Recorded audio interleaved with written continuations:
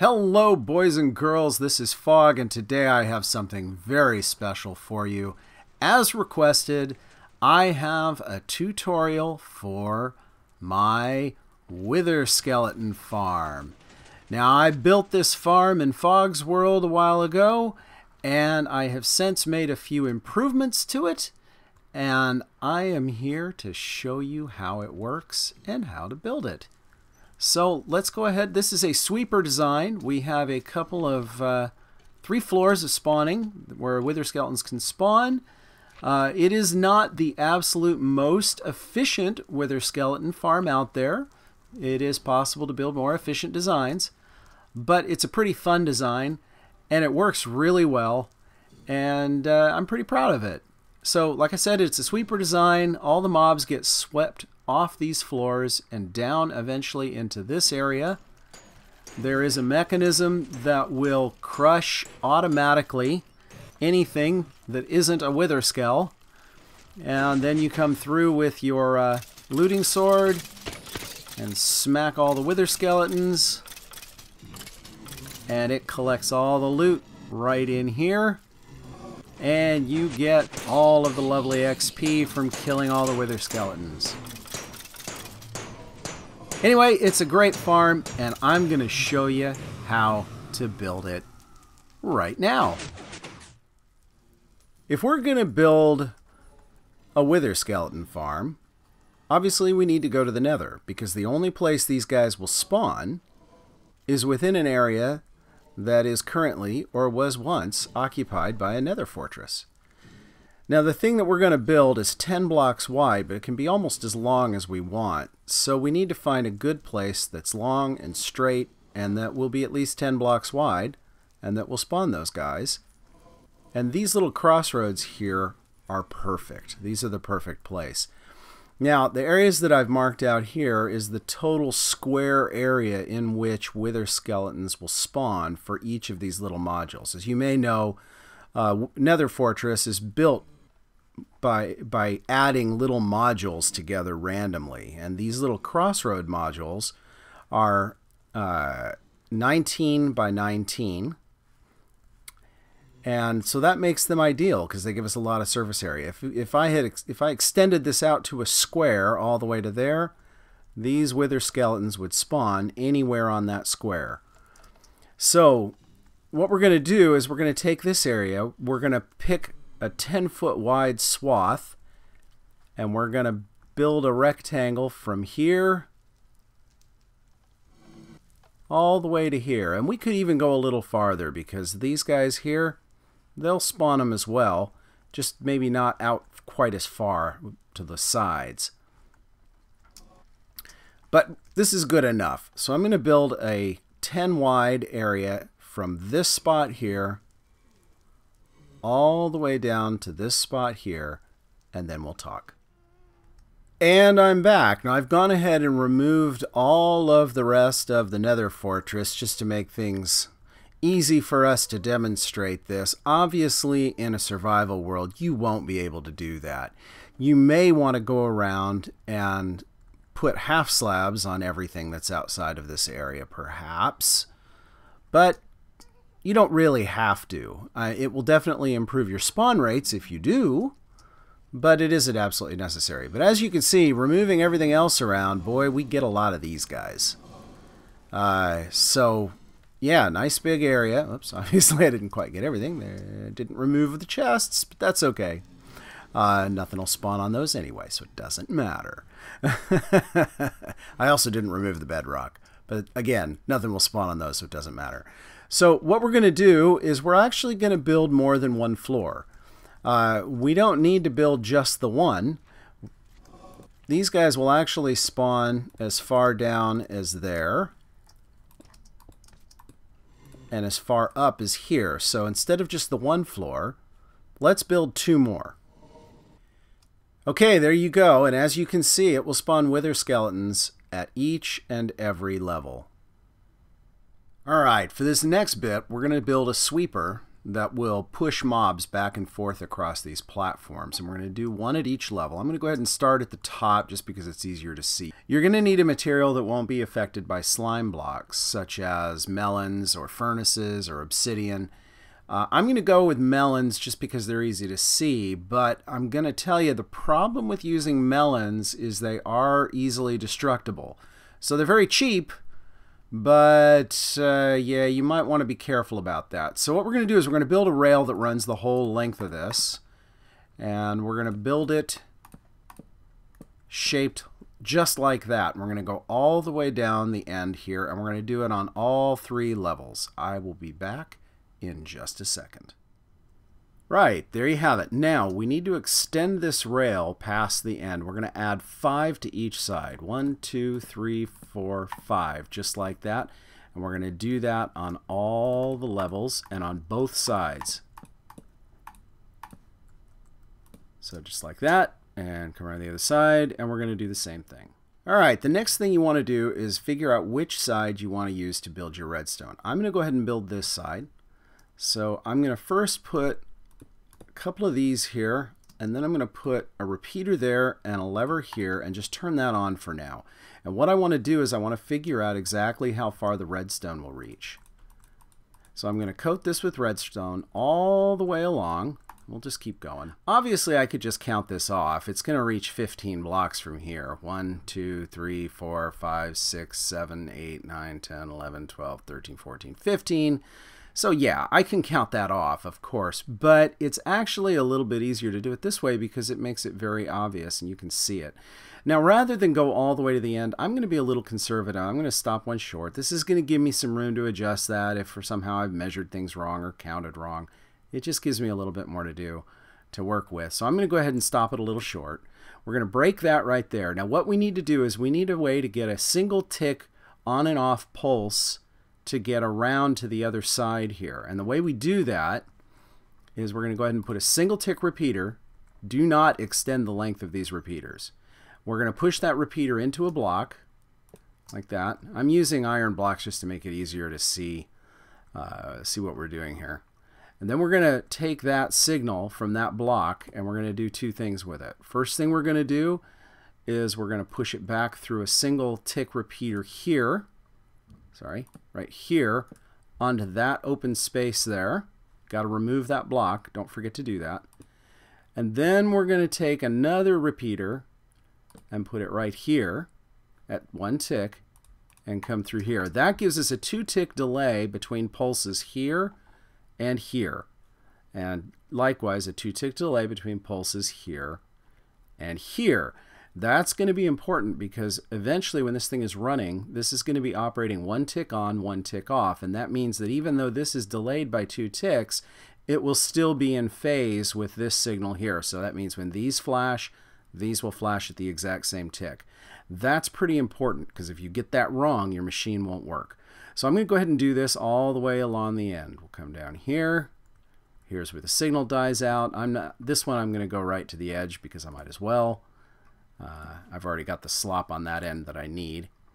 We'll go ahead and do this. Push you there. Get a couple of stone slabs out like this and this. Redstone repeater there. Redstone dust. And a block. And we'll go out one more, I believe. Yep, it doesn't quite reach the end, which is unfortunate, but that's okay. And again, I'm stopping this one a little short because why not? Obviously, there's some slop room here. We don't need to be too precise.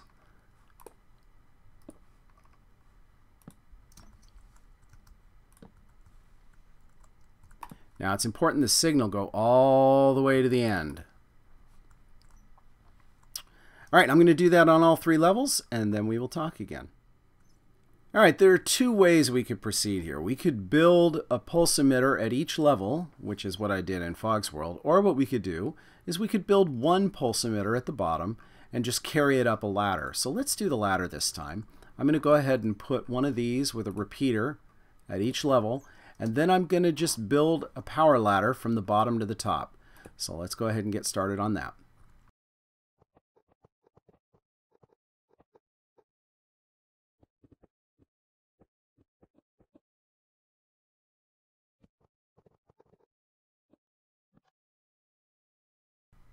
All right, there we go. We have power on all levels. Now what we need to do is come down here and build a simple one-tick pulse emitter. There are lots of ways that we could do that. I'm going to build just a simple one using a comparator.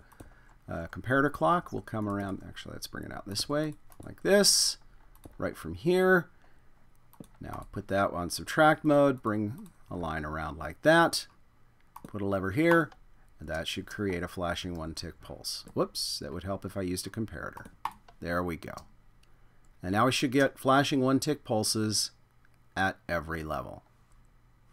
All right, the next thing I want to do is I want to make sure that I cap the ends of these. I'm going to use something that I know can't get pushed, like either a block of obsidian, or you could also use a furnace. Don't use melons because piston will go right through those, but I'm going to cap that end. And although I probably shouldn't need to, I'm going to go ahead and cap this end too, just to be safe. Just like that. And now we're to the point where we can add our shuttle. So let's go ahead and get some sticky pistons, and let's get some blocks. Not emerald blocks. I want slime blocks. Where are my slime blocks? They're going to be... There we go. We'll go ahead and do this. So we'll put you this way and you this way. So we have two facing into each other here. Skip a gap, two facing into each other here. And then we're going to pull slime blocks out. We need 11 slime blocks on each level, which brings it out to a distance of 10. 10 away from our wall. Just like that. We're going to build that at each and every level. Okay, now's probably a good time to warn you that when you're building this in your own world, you need to remember that just about anything is going to stick to these slime blocks. So for instance, if you go outside of your farm and you want to start half slabbing things, if you go and put a half slab right at this level that's anywhere where those guys can reach, they're going to stick to it. Even though it looks like this slime block isn't touching that half slab, it actually is connected to it. So let me give you an example. Doop. So if I go now and put a power right there, see how it moves it? So yeah, don't put half slabs anywhere where those guys can reach. All right, let's give this a quick test. These guys should move now. Now, you see we've got a little bit of a problem here. The shuttles work. They'll go to the end and then they'll bounce back. See that? That's great. But they go in opposite directions. Now sometimes when they come back together, they'll start both going in the same direction again. But often they won't, and so we need a way to fix that, and that's what we're going to do next. So what we need is a way to make this shuttle stay here and wait until that other shuttle comes and meets it. So what we're going to do is we're going to build a couple of blocks down here on a diagonal from our stopper block. We're going to put a redstone torch right there. We're going to put a block of redstone right on top of that. Let's get a half slab. We're going to build a couple of half slabs off the bottom with a block of iron on the other side. We're going to put a redstone repeater into that block, and we're going to put some redstone dust there and a stone pressure plate here. Another block of iron there. It doesn't have to be an iron block. Any block will do. And an armor stand right there. Now what's going to happen is when this shuttle comes along, it's going to push that row of sticky blocks, of slime blocks, into the armor stand, which will push the armor stand onto this pressure plate, which will turn off this torch, which will release that shuttle. Okay, the next thing we need to do is we need to make sure that when this guy gets pushed, he's not going to fall off. So what we're going to do is we're going to put a block behind him, a solid block, and then we're going to surround him with blocks that the sticky blocks can't push. So we're going to go just like this and there, and we'll go ahead and remove those blocks. Now what we're going to need is when he comes along, he's going to be pushed back here.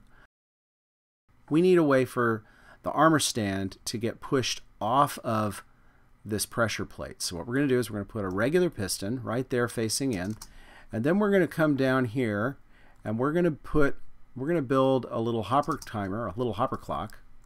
We'll place a hopper right there, another hopper facing into it. Whoops. like that, and we'll come back here. We're going to break that hopper and face it into it like that. Now this torch right here is going to lock these hoppers, so we can put one item in there, anything, doesn't matter which. And we'll come underneath, put a slab right there, and we need a comparator to go right there. So now if we were to remove this torch like this, you can see it causes this guy to push him away. It also pulses this, but that doesn't matter. By then we don't care about that. All right, so let's give her a test and see what we've got. So they're not synchronized yet. All right, this shuttle comes back, and because that torch is on, the shuttle's going to stop. This one's going to come and push the slime blocks over. There you go. Slime blocks push the armor stand onto the pressure plate. Pressure plate turns off the torch, releasing the shuttle and turning on the clock. Clock causes the piston to pulse, which pushes the armor stand off the pressure plate. And everything is synchronized. Alright guys, I realized I've made a minor mistake here. This redstone needs to be a repeater. You need 2 repeaters here. And the reason is because with this guy here, you can be in a situation where this piston gets butted. So we need these to be these guys. And put you there. That should prevent that from happening.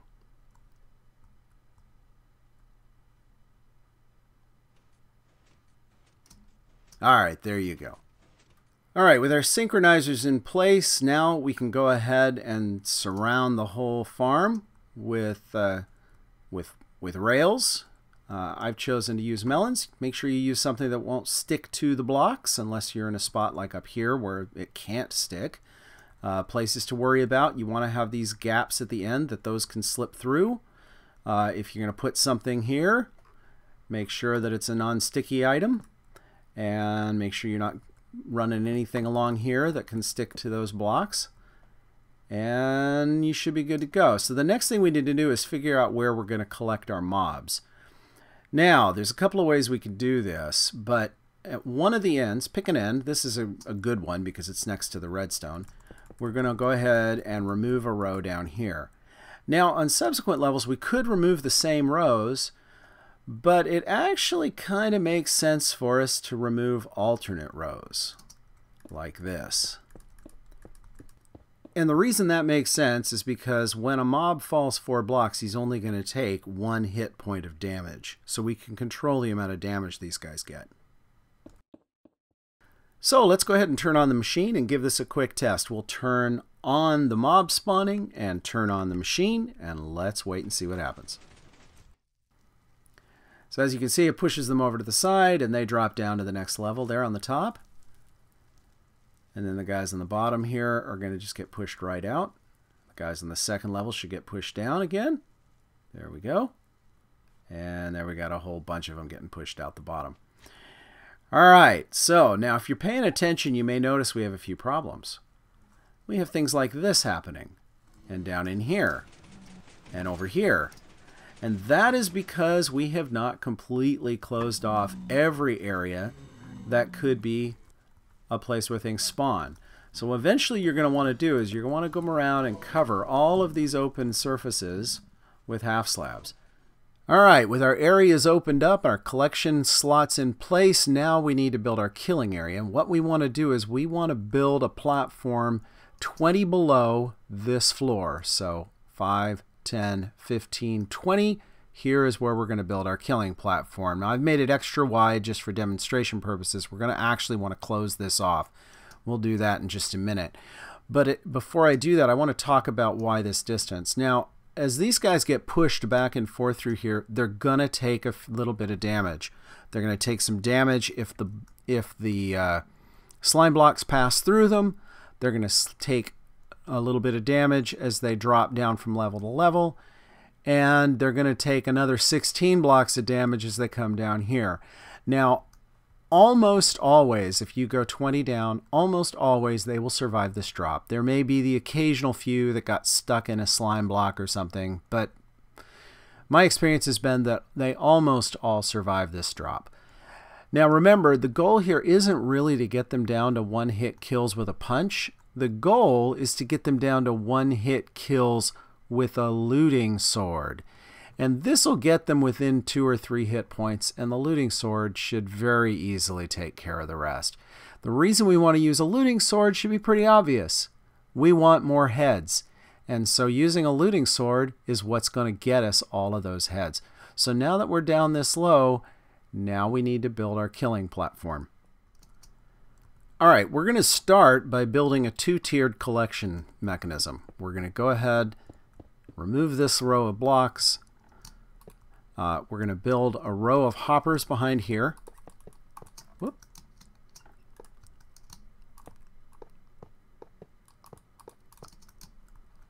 Ah!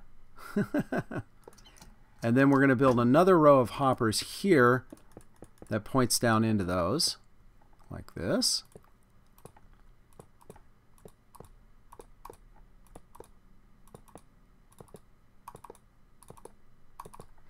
And we're going to put half slabs over the whole thing.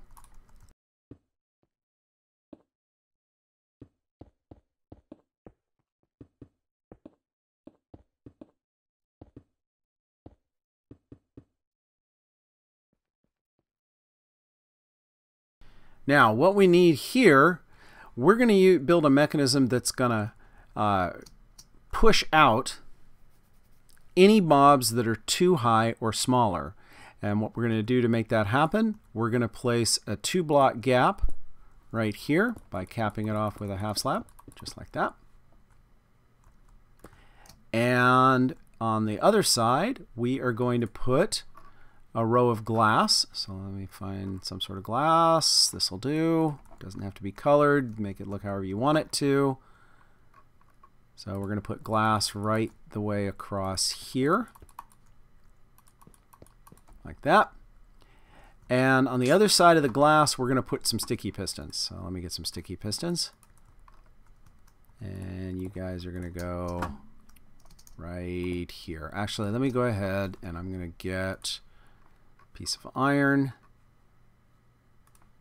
And we're going to put an iron block behind the sticky pistons just so we've got a place to run some redstone. Like this. And we're going to put our sticky pistons across the back like this. Oops. Might be easier if we removed that, but no, there we go. We got it.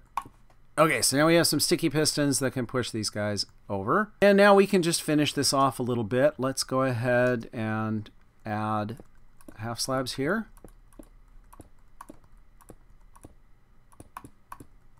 Adding half slabs here is going to make it harder for the blaze to actually hit us. So this gives us a little bit of room. And actually, let's go one farther. Let's make these full slabs. There we go. And now I'm going to go ahead and finish this up with a place for me to stand. And so we'll go ahead and do that. Doesn't need to be much. Doesn't need to be pretty. Just going to put some half slabs here just to extend this thing out. I'm using half slabs so that I don't have to worry about things spawning here when I'm away. We should be able to reach in there with a sword. Looks like we're good. Alright, next thing I want to do is I want to get my power from up here down to there. So what I'm going to do is I'm going to relocate this lever. We're going to put this lever out here. I'm going to keep the lever here just so that it's, oh gosh, we need a full block. Of course we do. There we go. I'm going to keep the lever here just so that I can do some testing if I want to. But what I really want is a full block here. Actually, let me use this just to make it easier to see what we're doing. And I'm just going to build a very simple torch tower right the way down.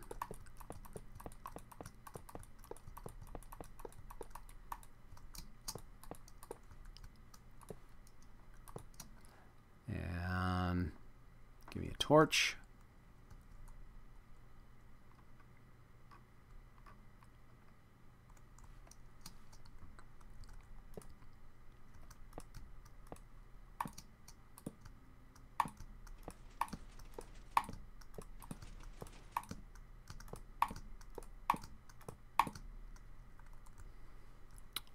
back here. And we can use this for our on-off switch, just like this. And there we have an on-off switch. That's on. And woo! That's on. And that's off. Let me go ahead and do one of these, just because it's nice to see when it's on and off. We'll put you there. And actually, just to make this a little prettier, I'm going to go ahead and pull the signal off the back, like this. That way I could wall this in if I wanted to. But you see that turns it on. You can see it moving up in there. And that turns it off. Very good. Okay, and the last thing that I want to do is I want to add our double row of sticky pistons back behind, just like this. So what I'm going to do is I'm going to go ahead and put a row back in here. I'm going to add some redstone torches right here. Cover it all with dust. Like this. Build out some sticky pistons like this. And then we're going to go ahead and wall this in with blocks back here. And this is going to give us a way to crush the mobs that get pushed back in here. And there we go. Alright, when you've got those pistons in place, it should look something like this. And one other little thing, you need to remove the half slabs on these back hoppers. I forgot about that. We want to have a 1.5 block drop down into here. So make sure you remove those half slabs there. And then we can go ahead and close this right back up, like, not like that, because these are one too far. There we go. And then those guys will come in and come out like that. So before we go any farther, let's build a mechanism to collect our loot. So we're going to go ahead and extend these hoppers over here into a dropper. And we're going to put a chest on top of the dropper, like that. And then let's go ahead and open up this floor. What we're going to do is we're going to build a little collection area. So, a little mechanism to pop things up out of the dropper there. So we got to get us a little space to work. And then put a block there, and a block there, and a block there, and a block there. We need a redstone comparator right there. Put it on subtract mode. Put a repeater there. And fill in the rest with redstone. And now anything that goes into any of these hoppers here will make its way into this chest. There you go. And now we can cover this right back up. Next, we need to hook up these pistons together. And the way we're going to do that is we're going to build a hopper timer back here. Let's go ahead and build it right back under this. So if we go ahead and do this, we'll have a locked hopper right there. And we can go ahead and put a few slabs under here to give us some space to work again. That's all we need. So we'll put a block here and a block here. We need a comparator to go there and there. We need some redstone there and there. We need a sticky piston right there and there. We need a block, and we need a stack of some kind of items. Alright, next we want to build a monostable circuit off of this. So there's lots of different ways that we could do that. Of course, let's do it this way. We're going to put you there, we're going to put you there, put you over to there, and a block right there. And that gives us a monostable circuit that's coming right off of that block right there. Now, at this point, what we need to do is we need this guy to pulse and this guy to pulse, but we need them to we need that to happen at different times.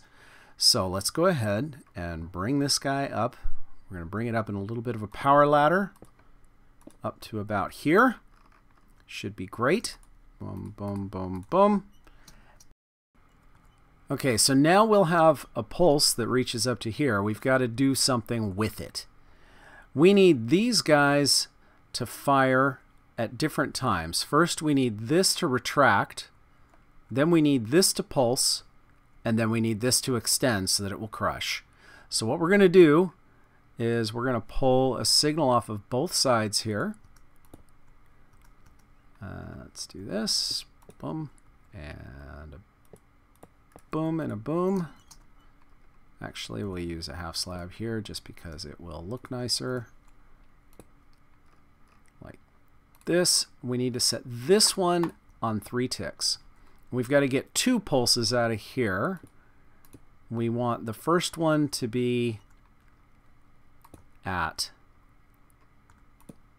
2 ticks and the next one to be at 4 ticks. So this is going to give us a pulse. So when, well, let's go back down here. I'll fire it off and I'll show you what it's going to do. Put him here. So if I turn him, whenever this guy turns, this is a falling edge monostable circuit. Whenever he falls off, that guy should retract, that guy should pulse, and then this guy should extend.